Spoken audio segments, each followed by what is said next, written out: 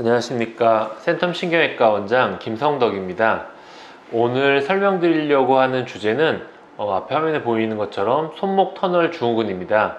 외래로 오는 환자분들 중에 손이 저리다 라고 해서 많이들 내원하시는데요.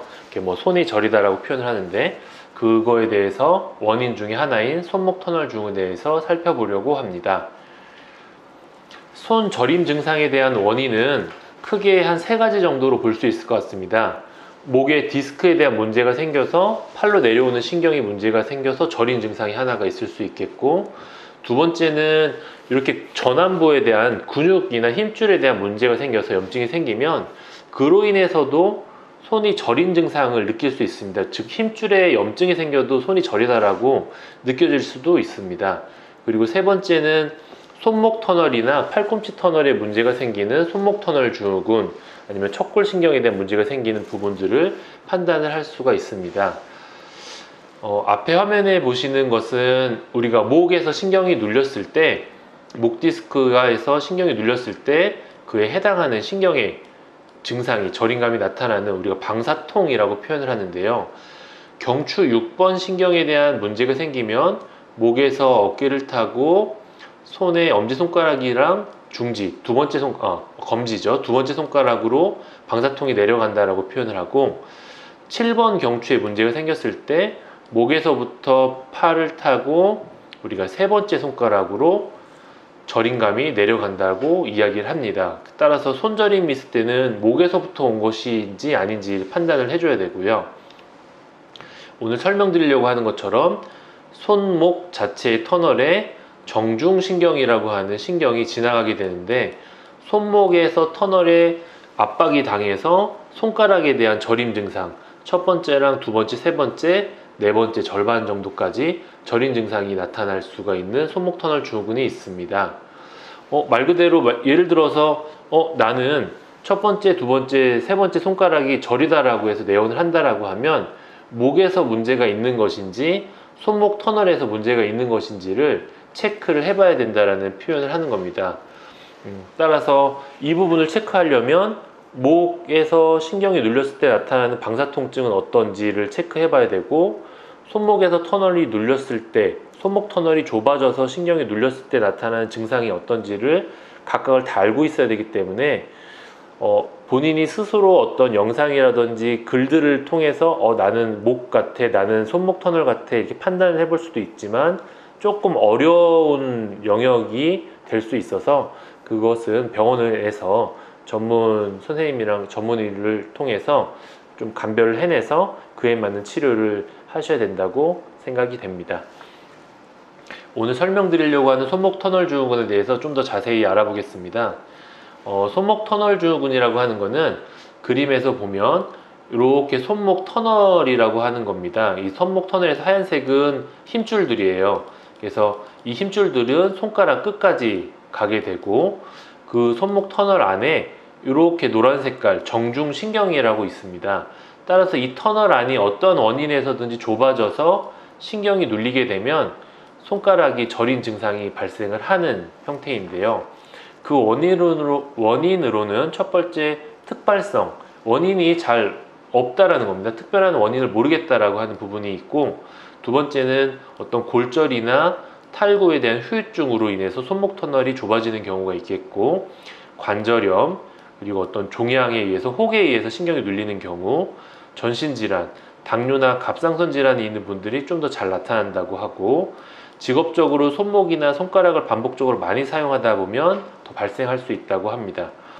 임신에 의해서는 일시적으로 좀 체액에 대한 증가 때문에 이 손목 주변에 힘줄이나 이런 것들의 체액에 대한 증가로 인해서 상대적으로 신경이 좀 좁다고 느껴지는 형태로 손목 터널 증후군이 생길 수 있으나, 임신이 지나고 나면 출산 후에는 증상이 다시 해소된다고 그렇게 보고 있습니다.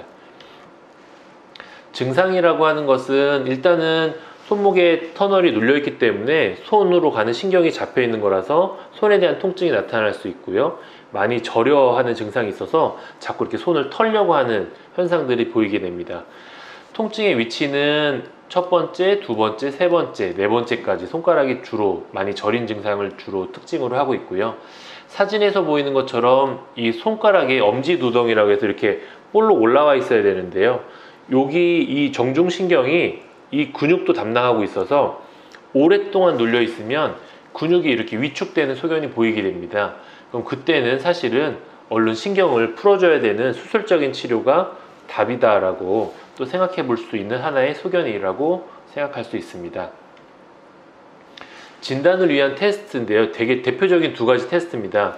손목 터널이 지나가는 자리를 이렇게 콕콕콕콕 두드렸을 때 찌릿찌릿한 현상이 나타나는지, 아니면 팔렌 테스트라고 해서 이렇게 손목을 이렇게 90도로 꺾으면 손목 터널이 여기가 좁아지게 되는데, 이렇게 하고 있는 상태에서 시간이 지나면서 손가락 저림 증상이 심해지는지, 다음과 같은 증상에서 저림 증상이 심해진다라고 하면 손목 터널에 문제가 있구나 이렇게 생각할 수 있는 하나의 테스트라고 할 수 있습니다.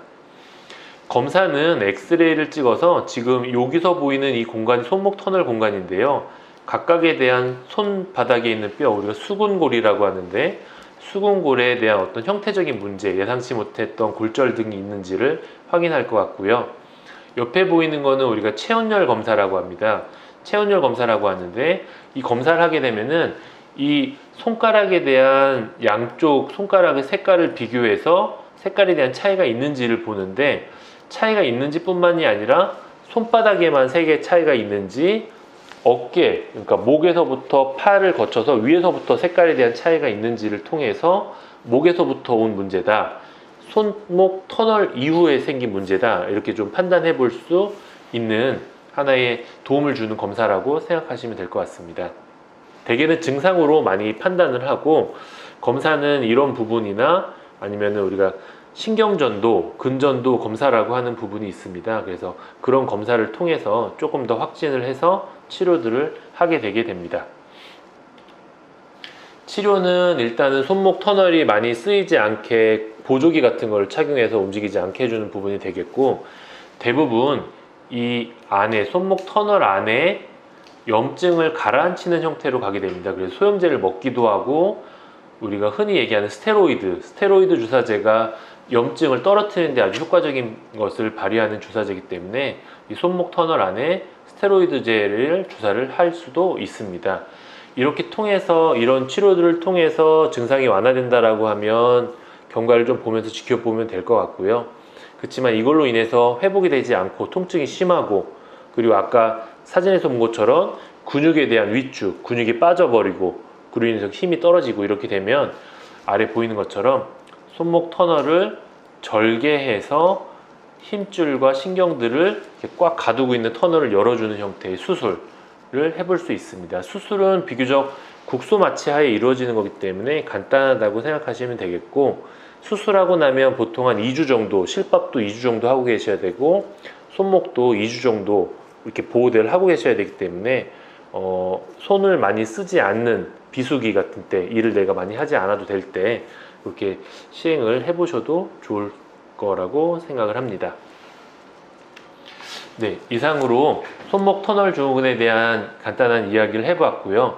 결론적으로 종합해서 이야기를 하자면, 우리가 외래에 손이 저려서 내원을 하는 경우에 목에 대한 문제가 있을지 손목 터널에 대한 문제가 있을지를 먼저 증상을 물어보고 이학적 검진을 해보고 여러 가지 검사들을 통해서 감별을 해낸 다음에 그에 맞춰서 치료가 들어간다 라고 생각을 하면 좋겠고, 아까 얘기한 것처럼 수술을 해야 될 정도의 상태가 됐을 때는 신경전도, 근전도 검사라고 하는 부분을 확인을 한 번 더 하고 그 다음에 수술을 한다, 이렇게 생각하시면 좋을 것 같습니다.